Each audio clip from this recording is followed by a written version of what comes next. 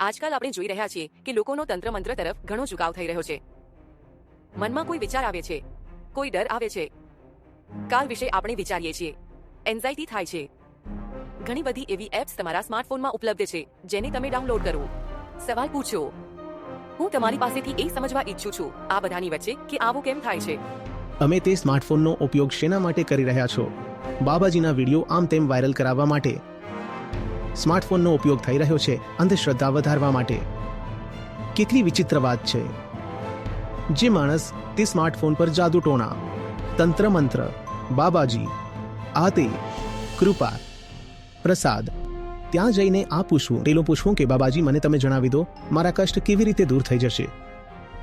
જે mobile phone પર આ થઈ રહ્યું છે અને જે કેમેરા પર બાબાજીનું શૂટિંગ થઈ રહ્યું છે તે કયા વિચારના સ્તરેથી બન્યા છે અને બાબાજી જે વાતો કરી રહ્યા છે અને જે તંત્ર મંત્ર, જાદુ, ભૂતની જે વાત છે તે કયા લેવલની છે. પરંતુ આ જે નીચલા સ્તરની વાત છે તે પેલા સૌથી ઊંચા ઉઠેલા વિચાર પર સવારી કરી રહી છે.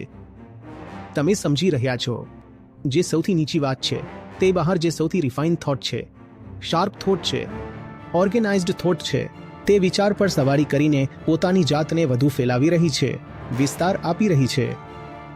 તો ટીવીના માધ્યમથી અંધશ્રદ્ધાનું ફેલાવવું, મોબાઈલ ફોનના માધ્યમથી ગંદકીનું ફેલાવવું, મૂર્ખ લોકોનું ફ્લાઇટનો ઉપયોગ કરીને આખી દુનિયામાં ફરવા નીકળી જવું, આ બધું શું બતાવી રહ્યું છે?